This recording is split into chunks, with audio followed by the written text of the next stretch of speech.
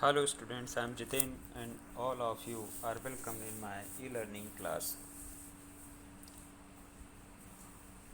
Today we will study the second part of the chapter 4th from the diary of Anna Frank. इसके first part में हम लोगों ने पढ़ा था कि 13 साल की बच्ची एना फ्रैंक जो डायरी लिखती हैं और उसे उसके फादर पब्लिश कराते हैं बाद में। तो इसके पास सेकेंड वर्ल्ड वार के समय में कोई अच्छा फ्रेंड नहीं था। जो लोग थे वो घर पे बंद थे, पापा के ऑफिस में वहीं पर रह रहे थे और इसने उस समय डिसाइड किया था कि अपनी सारी चीज़ें मैं अपनी डायरी में एज ए ट्रू फ्रेंड के रूप में लिखूंगी और इसे कोई पढ़ेगा नहीं, मुझे किसी को पढ़ने के लिए देना ही नहीं, इसीलिए अपने हिसाब से जो जैसे होता है मैं वैसे लिखूंगी। और अपनी डायरी का नाम उसने, हम लोगों ने पढ़ा था कि रखा था किटी, यानी अपनी डायरी को एक नाम दे दिया, किटी नाम से बुलाती थी अपनी डायरी को, चूँकि वो उसकी बेस्ट फ्रेंड थी। आगे देखते हैं। Since no one would understand a word of my story to Kitty, और कहती है चूँकि कोई भी मेरी कहानी का, मेरे इस डायरी में जो लिखी हुई चीज़ें उसे अंडरस्टैंड समझ ही नहीं सकता, एक वर्ड भी नहीं समझ सकता मेरी कहानी का जो किटी में लिखा हुआ है। इफ़ यद I were to plunge right in, यानी अगर मैं एकदम से लिखना शुरू कर दूँगी बिना कुछ बताए, बिना कोई भूमिका इंट्रोडक्शन के, तो कोई मेरी बातों को ठीक से समझ नहीं पाएगा। I do better provide a brief sketch of my life, इसीलिए मैं अपने लाइफ का एक ब्रीफ स्केच, हल्का फुल्का इंट्रोडक्शन आपको देती हूँ जिससे आप समझ पाएँ। Much as I dislike doing so, हालांकि ये काम मुझे करना बिल्कुल भी पसंद नहीं, मैं डिसलाइक करती हूँ अपने बारे में बताने के लिए, लेकिन चूँकि कोई भी कहीं से भी कहानी हम लिखना शुरू कर देंगे अपने लाइफ के बारे में तो कोई समझ नहीं पाएगा एक भी वर्ड, इसीलिए उसने सोचा कि अपने बारे में बता दें जिससे लोग समझ जाएं फिर पढ़ें मेरे बारे में। My father the most adorable father I have ever seen, कह रही है माई फादर, मेरे जो पिताजी थे वो the most adorable, adorable means होता है लविंग और लवेबल यानी प्रिय। आई हैव एवर सीन, जितने भी फादर्स को मैंने देखा था उन सभी फादर में, यानी उन सभी पिताजी लोगों में जो मेरे पिताजी थे वो काफ़ी एडोरेबल थे, लविंग थे, यानी बहुत अच्छे थे मेरे पिताजी। Did not marry my mother, और उन्होंने मेरी माँ से तब तक शादी नहीं की थी अनटिल ही वॉज 36, जब तक कि वो 36 ईयर्स के नहीं हो गए, यानी 36 वर्ष की उम्र में उन्होंने मेरी माता जी से शादी किया। एंड शी वॉज 25, और माँ की उम्र उस समय कितनी थी, उसकी मम्मी की, यानी अना फ्रैंक के पिताजी 36 की एज और मम्मी की उम्र 25 की थी जब दोनों ने शादी की। My sister Margot was born in Frankfurt in the January 1926, और 1926 में जर्मनी का एक शहर है फ्रैंकफर्ट, वहाँ पर मेरी बड़ी बहन मार्गोट पैदा हुई थी। I was born on 12 of June 1929, और जो मेरा जन्म है वो 1929 को 12 जून को हुआ था 1929 में, यानी उससे करीब 3 वर्ष के पश्चात मेरी जन्म हुई, ऐसा उसने खुद को बारे में लिखते हुए बताया। I lived in Frankfurt until I was 4, और मैं फ्रैंकफर्ट में कब तक रही, जब तक कि मेरी उम्र आई वॉज 4 की नहीं हो गई थी। My father immigrated to Holland in 1933, और मेरे पिताजी फ्रैंकफर्ट से फिर 1933 में 1933 में इमिग्रेट मीन्स पलायन करना, जाना, दूसरी जगह जाना, हॉलैंड चले आए, यानी 1933 में मेरे फादर फ्रैंकफर्ट को छोड़ करके हॉलैंड आ गए। एंड माई मदर, और जो मेरी माँ है उनका देखिए फुल नेम लिखा हुआ है एडिथ हॉलैंडर फ्रैंक, ये उनकी माँ का नाम है, और पिताजी का नाम आपको पता है ऑटो फ्रैंक था, और सिस्टर का नाम मार्गरेट फ्रैंक था, और जो राइटर खुद है उनका नाम एना फ्रैंक। तो इनकी माँ का जो नाम था Edith Hollander Frank went with him to Holland in the September, और उसी वर्ष के सितंबर में इनकी माँ हॉलैंड चली गई थी। वाइल मार्गरेट एंड आई, जबकि मैं और मार्गरेट यानी मेरी बड़ी बहन जो थी, sent to the Aachen, Aachen is a city of Germany, Aachen Germany का एक शहर है। तो हम लोग कहाँ थे, सेंट मीन्स भेज दिए गए थे to Aachen to stay with our grandmother, और हम लोग अपनी ग्रैंड मदर के यहाँ रुकने के लिए यानी मेरे फादर और मदर दोनों लोग हॉलैंड चले गए और हम लोगों को कहाँ पर छोड़ा, दोनों बहनों को हमारी ग्रैंड मदर के घर पर एचएन में छोड़ दिया। मार्गरेट वेंट टू हॉलैंड इन दिसंबर, सितंबर में माँ गई थी एंड दिसंबर में ये भी हॉलैंड चली गई फादर के पास में, मेरी बड़ी बहन। And I followed in February, और मैं उनके पीछे कब गई, यानी मैं भी वहाँ तो गई लेकिन मैं फेबररी की मंथ में गई थी। When I was plunked down on the table as a birthday present for Margaret. तो when I was plunked down means यहाँ पर देखिए मीनिंग लिखा हुआ, इनफॉर्मल वर्ड है, put down a casual way, यानी लापरवाही से ऐसे ही रख देना, तो उसे ऐसे ही वहाँ रख दिया गया हॉलैंड ले जा कर के ऑन द टेबल पर as a birthday present for Margaret, यानी उसके मार्गरेट के बर्थडे प्रेजेंट के रूप में मुझे वहाँ पर रख दिया गया, यानी उसके बर्थडे पर मुझे भी बुला लिया गया था। I started right away in the Montessori nursery school, और वहीं पर मेरी जो शिक्षा प्रारंभ हुई मॉन्टेसरी नर्सरी स्कूल में प्रारंभ हुई। I stayed there until I was 6, और मैं तब तक वहाँ पर ही जब तक मेरी उम्र 6 की नहीं हो गई थी, सॉरी जब तक मैं 6th क्लास में नहीं आ गई थी, जिसे हम लोग फॉर्म पढ़ेंगे। At which time I was started in the first form, sorry I was stayed there until I was 6, और मैं वहाँ अपनी 6 की उम्र तक यानी 6 वर्ष की आयु तक थी, 4 वर्ष तक वहाँ थी। और eight which time I started in the first form, और वहाँ पर मैंने 6 की एज में फर्स्ट फॉर्म में पढ़ना शुरू कर दिया है। फॉर्म मीन्स क्लास, आप समझ सकते हैं। इन द 6th फॉर्म, और 6th क्लास में माई टीचर वॉज मिसिस कैपोरस, और जो मेरी द हेड मिस्ट्रेस, जो मेरी टीचर थी मिसिस कैपोरस, और जो हेड मिस्ट्रेस थे, at the end of the year, और वर्ष की समाप्ति पर, वी वेयर बोथ, तो हम दोनों क्या थे, इन द टीयर्स, हमारी आंखों में आंसू थे, as we said a heart breaking farewell विदाई की पार्टी, यानी जब मैं उस स्कूल से 6th फॉर्म में पास करके निकल रही थी, तो हम दोनों की, मेरे और मिसेस कैपोरस की आंखों में आंसू थे, यानी काफ़ी हार्ट ब्रेकिंग ये फेयरवेल था।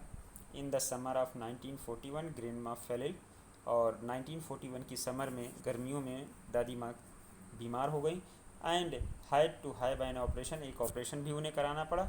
सो my birthday passed with little celebration, और इसीलिए मेरा जो बर्थडे था वो चूँकि उनके ऑपरेशन और बीमारी के बीच में आया, इसीलिए बड़ा ही लिटिल सा सेलिब्रेशन हुआ, कुछ बहुत नहीं बड़ा हुआ पाया। ग्रैंड माँ डाइड इन जनवरी 42, और फाइनली जनवरी 42 में ग्रैंड माँ की डेथ भी हो गई। No one knows how often I think of her and still love her, no one knows, कोई नहीं जान पाता कि how often I think of her, मैं कितना उनके बारे में सोचा करती थी, एंड स्टिल लव हर, और कितना उनको अभी भी प्यार करती हूँ। इट्स मीन ये दादी के काफ़ी क्लोज थे, और उन्हीं के डेथ के बाद भी उन्हीं के बारे में सोचती रहती थी। This birthday celebration in 1942 was intended to make up the other, and Grishma candle was lit along with the rest। कहने का मतलब है कि इस बार ग्रैंड माँ डाइड इन जनवरी 1942, जनवरी 42 में दादी माँ की डेथ हो गई थी, और पिछला आप लोगों ने देखा सिंपली मनाया गया था। तो no one knows how often I think of her and still love her, कितना मैं उन्हें प्रेम करती हूँ, कितना ज़्यादा सोचती हूँ उनके बारे में, कोई नहीं जानता। और इस बार का जो मेरा बर्थडे था, दिस बर्थडे सेलिब्रेट इन 42, और 42 में जो मेरा बर्थडे था was intended to make up for the others, वह दूसरों के लिए बनाने का प्रयास किया गया, अर्थात and grandma candles was grandma's candle was lit along with the rest, rest में पीस, शांति, और उनकी आत्मा की शांति के लिए बहुत ही सिंपल वे में उनके लिए कैंडल वगैरह भी जला करके मेरा बर्थडे मनाया गया, सेलिब्रेट किया गया। द फोर्थ ऑफ अस, और हम 4, फोर्थ कौन, मम्मी पापा बड़ी बहन और एना फ्रैंक खुद, it's mean mister Otto father, उसकी मदर एंड बड़ी बहन मार्गरेट, और खुद एना, ये चारों स्टिल डूइंग वेल, अच्छा ही कर रहे थे। And that brings me a present date of 20th of June 1942 and the solemn dedication of my diary। और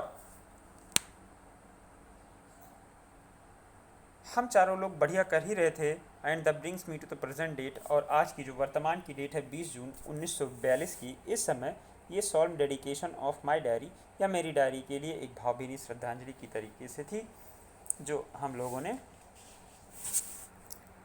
अपने दादी के लिए रखी थी। और यहाँ से मेरी कहानी शुरू हो जाती है, यानी ये रोज़ लिखना चालू कर देती है। नेक्स्ट देखते हैं क्या लिखती है। देखिए स्टार्ट किया, फर्स्ट ऑफ ऑल उसने डेट डाला Saturday, the day was Saturday and the date was 20 June 1942। जैसा अभी पिछले पैरा में हम लोगों ने पढ़ा, 20 जून से वो लिखना स्टार्ट कर देती है। Dear Kitty, sorry dearest Kitty, और वो डियर किटी नहीं लिखती है, डियरेस्ट यानी सबसे अधिक प्रिय किटी। किटी आपको पता है उसकी डायरी का नाम है, जो उसकी ट्रू फ्रेंड है उस समय। तो उसे संबोधित करते हुए लिखती है, our entire class is quaking in the boots. हमारी जो पूरी क्लास है, यानी स्कूल के दिनों का वर्णन कर रही है, वो क्या है, क्वेकिंग इन द बूट्स। ये एक फ्रेज़ है जिसमें देखिए क्या लिखा है, इसका मतलब है shaking with the fear and nervousness.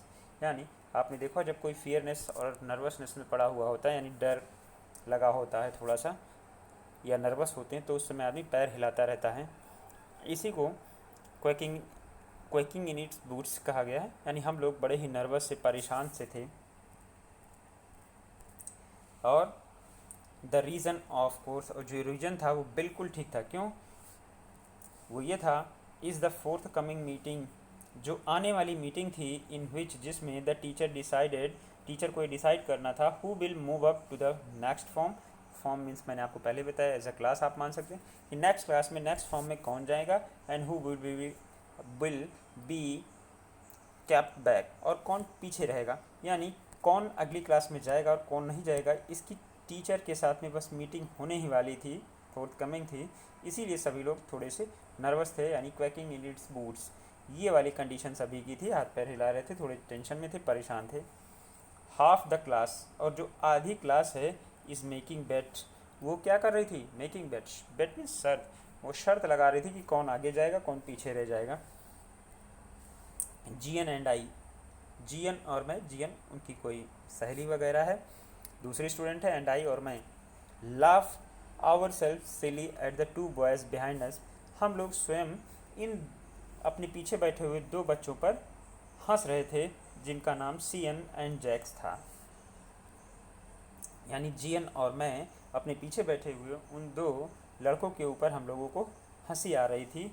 Who have staked their entire holiday saving on their bet, जिन लोगों ने अपने हॉलीडेज़ के दौरान जितना भी पैसा सेविंग इकट्ठा किया था, उसे पूरा का पूरा दांव पर लगा रहे थे, यानी बेट लगा रहे थे कि कौन आगे जाएगा कौन पीछे जाएगा, शर्त में।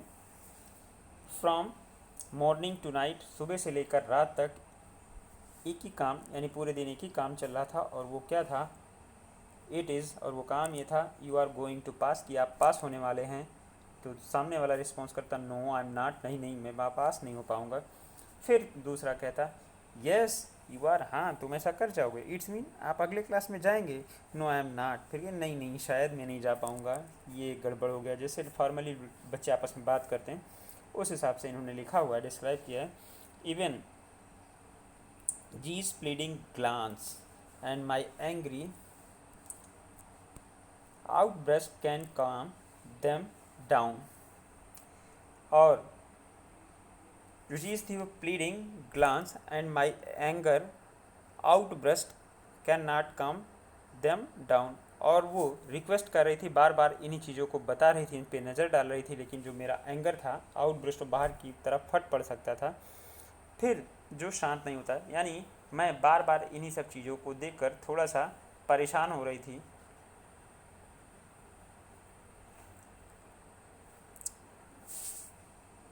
But the teacher are the most, sorry लग रहा है गलत लाइन पे मैं चलाया। इफ़ यू आस्क मी, यदि आप मुझसे पूछते, हालांकि मेरा गुस्सा फटने वाला था, कैन नॉट काम देम डाउन, उसे शांत नहीं रख पा रही थी, यानी थोड़ी सी परेशान मैं भी थी, मुझे भी एंगर आ रहा था। There are so many dummies, पूरी क्लास में ढेर सारे लोग, यानी इफ़ यू आस्क मी, यदि आप मुझसे पूछते, तो there are so many dummies, ढेर सारे डमीज़ थे, यानी डफर लोग थे। That about a quarter of the class should be kept back, यानी मेरी राय में अगर कोई ली जाती तो 1/4 जो क्लास था, क्वार्टर था, उसे कैप बैक पीछे ही रखते, यानी उसे अगली क्लास में नहीं जाना चाहिए। But the teachers are most unpredictable creature on the earth. लेकिन जो टीचर हैं वो मेरे हिसाब से नहीं चलते। टीचर क्या होते हैं? मोस्ट मीन्स सबसे अधिक अनप्रेडिक्टेबल, जिन्हें प्रिडिक्ट नहीं किया जाता, जिनके बारे में कुछ कहा नहीं जा सकता, भविष्यवाणी नहीं की जा सकती, बताया नहीं जाता, क्रिएचर होते हैं। यानी उनके बच्चों के एनालिसिस करने का अपना तरीका है, वो मेरे हिसाब से नहीं करेंगे। I am not so worried about my girlfriends and my self. मैं अपनी उस गर्लफ्रेंड के भी और अपने बारे में बहुत ज़्यादा चिंतित नहीं थी। वी विल मेक इट, क्योंकि हमें पता था ऐसा हम कर लेंगे। द ओनली सब्जेक्ट, केवल एकमात्र ऐसा सब्जेक्ट था, I am not sure about in math, और वो क्या था? मैथ था, जिसके बारे में मैं श्योर नहीं थी। बाकी सारे सब्जेक्ट्स में कमांड था, मुझे लग रहा था मैं पास हो जाऊँगी, यानी बहुत ज़्यादा टेंशन में नहीं थे। एनीवे खैर, all we can do it is wait. अब हम लोग क्या कर सकते थे? केवल वेट ही कर सकते थे। Until then we keep telling each other not to lose heart, और एक दूसरे को ढांढस बता रहे थे कि नॉट टू लूज़ हार्ट, धैर्य रखिए, मन मत बैठाइए। और क्या कर सकते थे? I get along pretty well with all my teachers, यानी सभी टीचर मुझे बहुत पसंद करते थे, सभी से मेरा संबंध बहुत अच्छा था। There are 9 of them, 7 man and 2 women, और जितने भी मेरे स्कूल में टीचर थे कुल मिला के 9 थे, जिनमें से 7 मैन सर थे एंड 2 वुमेन 2 मैडम्स थी, एंड 7 to 9 हो गया। मिस्टर किसिंग, और जो मिस्टर किसिंग थी द ओल्ड फैगी। ओल्ड फैगी का मतलब यहाँ पर देखिए, आपको बगल में मीनिंग दिया हुआ है। Old fogey an old fashion person, यानी पुराने ख्यालात का, विचारधारा का कोई व्यक्ति। मिस्टर किसिंग पुराने ख्यालात के व्यक्ति थे। हु टीचर्स मैथ, जो कि हमें मैथ पढ़ाया कर सकते थे। Was annoyed with me for ages, वो बड़े लंबे समय से मुझसे एनवायड थे, नाराज़ थे। क्यों? Because I talked so much, क्योंकि मैं बात बहुत ज़्यादा करती थी क्लास में, इसी लोग मुझसे हमेशा नाराज़ रहते थे, जो मैथ पढ़ाते थे, Keesing sir. After several warning, और कई वार्निंग्स के बाद भी, he assigned me an extra homework. जब मैं नहीं सुधरी तो उन्होंने एक असाइनमेंट मुझे दे दिया एक्स्ट्रा होमवर्क करने का, और वो क्या था? An essay on the subject a chatter box. उन्होंने एक ऐसे लिखने का, एक निबंध लिखने का काम दे दिया, और उसका टॉपिक क्या था, सब्जेक्ट क्या था? अ चैटर बॉक्स। चैटर बॉक्स का मतलब होता है जो बहुत ज़्यादा बातचीत करता है, उसके लिए हम चैटर बॉक्स शब्द का इस्तेमाल करते हैं। चैटर बॉक्स क्या होता है? What can you right about that? आप उस चैटर बॉक्स के बारे में क्या लिखेंगे, यानी जो बहुत ज़्यादा बातचीत करता है उसके बारे में। I do worry about that letter I decided, मैं इसके बारे में बहुत ज़्यादा चिंतित थी, वरी थी, बट आई डिसाइडेड, लेकिन फिर मैंने तय किया। I jotted down the title of my notebook, jotted down means write down कर लेना, उसे अपनी नोटबुक में रख लिया। Tucked it in my bag, और फिर उस नोटबुक को, कॉपी को अपने बैग में रख लिया, यानी कॉपी पर लिखा, जोटेड डाउन कर लिया और फिर उसे अपने बैग में रख लिया। And try to keep quiet, और प्रयास करने लगी कि अब मैं शांत रहूं क्लास में, अब ज़्यादा ना बोलूं।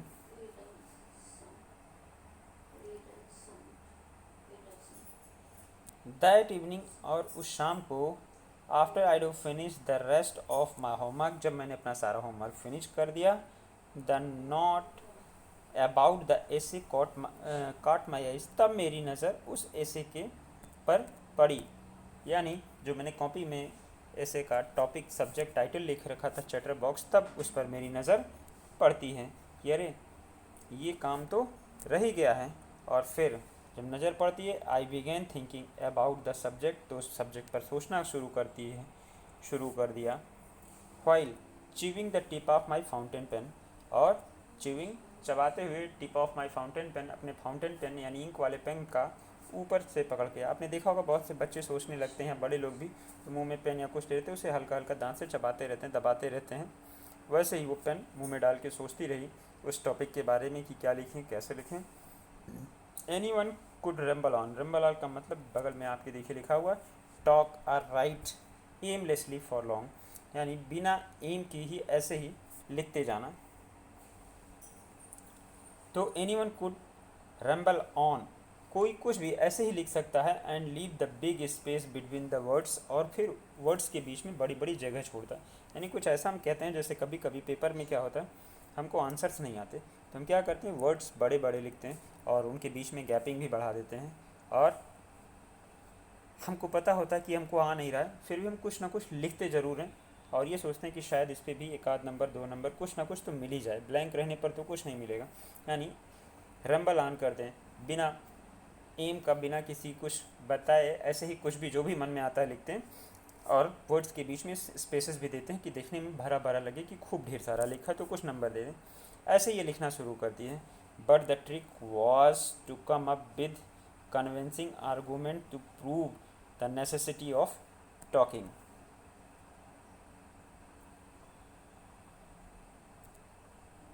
बट लेकिन जो ट्रिक थी was to come up with the convincing argument. Convincing argument means, देखिए यहाँ पर लिखा हुआ है, वो क्या है, ये a statement made in such a manner that people believe, यानी ऐसे तरीके से स्टेटमेंट को प्रेजेंट करना, बताना, आर्गूमेंट देना कि लोग उस पर भरोसा कर लें।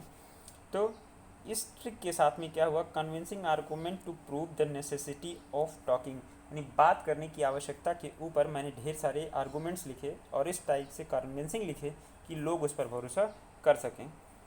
आई थाट, मैंने सोचा, एंड थॉट, और सोचा यानी खूब सोचा, and suddenly I had an idea, और तभी मुझे एक आइडिया आया। I wrote the 3 pages of Mr Keesing had assigned me, यानी मिस्टर कीसिंग जो मुझे असाइन किया था, जो टॉपिक दिया था उसके ऊपर मैंने 3 पेजेस लिखे, एंड वॉज सेटिस्फाइड, और वो उस पर सेटिस्फाइड भी हुए। I argued that the talking is a student's trait, traits means आदत होती है, यानी जो स्टूडेंट की ट्रेट है, आदत है, वो क्या, बात करने की है, यानी स्टूडेंट हमेशा बात करता है। And that I would do my best to keep it under control, और इसे मैं, बेस्ट वही है कि इसे मैं अपने अंडर रखने का प्रयास करती। यानी बात करना तो सारे बच्चों की आदत है, बस कमी ये थी कि हम उसे अपने अंडर में नहीं रख पा रहे थे, यानी उसे कंट्रोल नहीं कर पा रहे थे। आइए नेक्स्ट पैरा में देखते हैं। But that was I would never be able to cure myself for the habit since my mother talked as much as I did, if not more, and that there is not much you can do about inherited traits। चलिए देखते हैं क्या कहने का मतलब है। कि but I would never be able to cure myself, लेकिन मैं कभी भी इसे क्योर नहीं कर सकती, इसका इलाज नहीं कर सकती स्वयं से, सॉरी,